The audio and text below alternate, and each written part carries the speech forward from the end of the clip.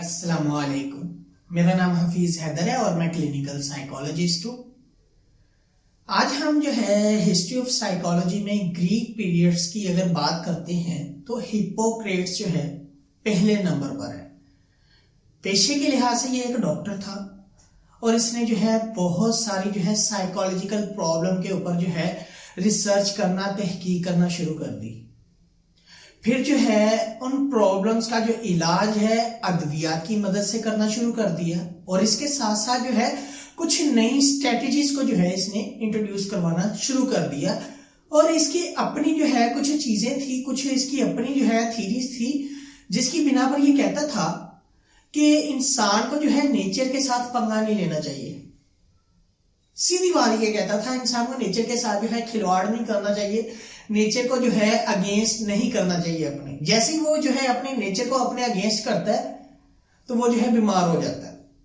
अगर मैं मिसाल देता हूं तो इसने जो है एक 4 ऐसे ह्यूमर्स की बात की थी जिसको जो है इसने कहा था आग, हवा, पानी और मिट्टी। इनके साथ कोई पंगा नहीं लेना चाहिए, इनके साथ कोई छेड़छाड़ नहीं करनी चाहिए। जब तक ये बैलेंस में है सारी चीजें बेहतर है। एक मैं छोटी सी मिसाल देता हूं, अगर इंसान जो है फुल सर्दी में जो है गर्मियों वाले कपड़े पहनकर जो है सर्दी को एंजॉय करेगा तो क्या होगा? बीमार हो जाएगा। इसी तरह अगर जो है गर्मियों में सर्दी वाले कपड़े पहनकर हीटर चलाकर जो बैठा होगा तो बीमार हो जाएगा। अगर जो है वो मिट्टी के अंदर ही रहेगा और जो है अपने आप की साफ सफाई नहीं करेगा तो बीमार हो जाएगा। वो कहता है नेचर के साथ पंगा नहीं लेना चाहिए। नेचर एक ऐसी चीज है जिसके मुताबिक जो है अपने आप को एडजस्ट करना चाहिए, इन्वायरमेंट के मुताबिक अपने आप को एडजस्ट करना चाहिए। हिप्पोक्रेट ने जो है 4 ह्यूमर्स को जो है बहुत ज्यादा एक्सप्लेन किया और जो है इसका मानना था कि ये जो है 4 तरह के पर्सनैलिटी ट्रेट हैं। आज से हजारों साल पहले की बात है जब हिप्पोक्रेट्स ने जो है पर्सनैलिटी के ट्रेट के ऊपर जो है काम करना शुरू कर दिया था। पहले नंबर पर यह कहता था कि ब्लैक बाइल, काला मादा है, जिसको इसने सैडनेस का कहा था, कि जिनके अंदर जो है इसको एक्सेस हो जाती है वो इंसान जो है डिप्रेशन में चला जाता है, वो इंसान जो है होपलेस में चला जाता है, वो इंसान जो है पेसिमिस्टिक हो जाता है, सिर्फ अपने बारे में सोचता है और जो है बस सोचता सोचता परेशान रहता है। फिर दूसरे नंबर पर इसने बात की थी येलो बाइल की। येलो बाइल इसने कहा था ये जो है इरिटेबल होते हैं, इनके अंदर एंगर जल्दी आ जाता है, रेस्टलेसनेस फील करते हैं और जो है ऑप्टिमिस्टिक भी होते हैं, लेकिन कहीं ना कहीं जाकर जो है ये पेसिमिस्टिक जो है चीजें को शो कर रहे होते हैं।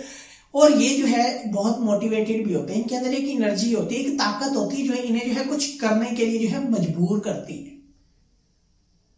और इसके बाद इसने कहा था ब्लड, चीयरफुल, खुश मिजाज, मोटिवेटेड, ऑप्टिमिस्टिक, चीजों को बेहतर अंदाज से समझने वाले, चीजों को बेहतर सोचने वाले, जिंदगी का बेहतर सोचने वाले। और इसने चौथे नंबर पर बात की थी फेलगम, काम रहने वाले, लेजी इंसान, इधर से बात सुनी इधर से निकाल दी, बस अपने आप को एडजस्ट रखा हुआ है। किसी ने गुस्से में बात कह दी, दिल पे नहीं लेनी, किसी ने कोई बात कह दी, दिल पे नहीं लेनी, और जो है अपने मुताबिक अपने मकसद का, अपनी जो है उसकी जो जिंदगी की जरूरत है वो काम करने हैं, बाकी नहीं करने, और जो है बस काम रहना है, रिलैक्स रहना है और चीजों को अपनी मर्जी से करना है। ये 4 पर्सनैलिटी के ट्रेड जो है हिप्पोक्रेट ने इंट्रोड्यूस करवाए थे और इसने जो है बकायदा जो है मेडिसिन के एथिक्स को इंट्रोड्यूस करवाया था कि मेडिसिन जो है उसको किस तरह जो है पेशेंट को देना चाहिए और उसके साथ साथ जो है कौन कौन सी ऐसी इंस्ट्रक्शन है जो पेशेंट्स को देनी चाहिए। मेडिसिन ने तो अपना काम करना ही करना है। उस दौर में जो है डिफरेंट जड़ी बूटियां होती थी और जो है जड़ी बूटियों की तलाश में लोग डिफरेंट जगहों पर जाते थे और जो है उनको लाकर फिर उनको पीस कर अद्वियात बनाई जाती थी और उनका इस्तेमाल जो है करवाया जाता था। बकायदा जो है इसने कुछ मेडिसिन के एथिक्स को इंट्रोड्यूस करवाया और जो है इसने प्रॉपर काम किया एपिलेप्सी पेशेंट्स के ऊपर। आज हम सुनते हैं एपिलेप्सी है, मिर्गी के दौरे पड़ते हैं, ये है वो है, ये बीमारियां पुरानी हैं, आज की नहीं है। इसके अलावा इसने हिस्टेरिया के पेशेंट्स के ऊपर काम किया था। बहुत सारी ऐसी फीमेल्स थी जिनको साइकोसोमेटिक कंप्लेन होती थी और जो है वो डिफरेंट डॉक्टर्स के पास विजिट करती थी।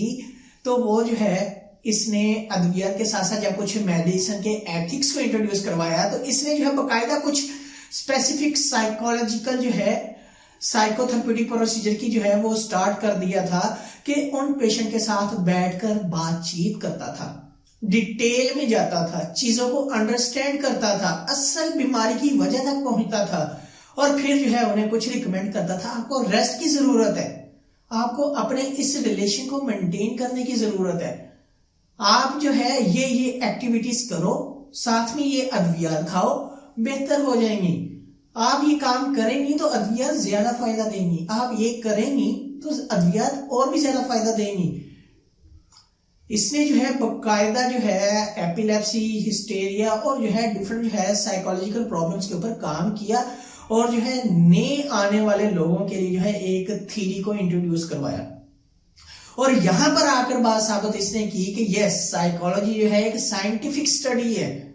जब इंसान जो है अपने ब्रेन को यूज करता है अपने कुछ गोल्स को अचीव करने के लिए तो उसके पीछे साइकोलॉजी है, क्योंकि brain always associated with psychological powers and cognitions and so on. Hippocrates जो है एक मेडिकल स्पेशलिस्ट था, फिजिशियन था और जो है ये एक डॉक्टर था जिसने जो है बकायदा साइकोलॉजी के ऊपर काम किया है, फॉर ह्यूमर्स को इंट्रोड्यूस करवाया, मेडिकल जो है साइंसेस के एथिक्स को इंट्रोड्यूस करवाया, साइकोलॉजिकल साइकोथेरेप्यूटिक प्रोसीजर का आगाज किया और जो है इसने बकायदा जो है कुछ ऐसे पेशेंट के साथ जो है डिटेल से बातचीत करता था जब जो है वो हिस्टेरिया के पेशेंट्स को डील कर रहा होता था, क्योंकि वो समझता था कि जब इनको मेडिसिन दी जा रही है तो मेडिसिन के साथ साथ जो है इनको कुछ इंस्ट्रक्शन प्रोवाइड करना बहुत बड़ी जरूरी है। और जब वो इंस्ट्रक्शन प्रोवाइड करता था तो इसके हिस्टेरिया के पेशेंट जो है ज्यादा जल्दी रिकवर होना शुरू हो गए थे। एपिलेप्सी के ऊपर इसने काम किया। तो आई होप सो कि जो है हिपोक्रेट्स की आपको समझ आ गई है कि हिपोक्रेट्स कौन था और इसकी थ्योरी क्या है। इंशाल्लाह नेक्स्ट जो है अरिस्टोटल की जो है वो साइकोलॉजिकल थ्योरीज और साइकोलॉजी की फील्ड के अंदर इसका रोल जो है वो एक्सप्लेन करूंगा। अगर वीडियो अच्छी लगी है तो आप लाइक कर सकते हैं, शेयर कर सकते हैं, इस चैनल को सब्सक्राइब कर सकते हैं। कोई भी किसी भी किस्म का क्वेश्चन हो आप मुझे डायरेक्टली कमेंट बॉक्स में आप कमेंट कर सकते हैं या मुझे व्हाट्सएप के ऊपर व्हाट्सएप कर सकते हैं। तो इंशाल्लाह मिलते हैं एक नई वीडियो के अंदर। अपना बहुत सारा ख्याल रखना। ओके, अल्लाह हाफिज, अल्लाह निगहबान।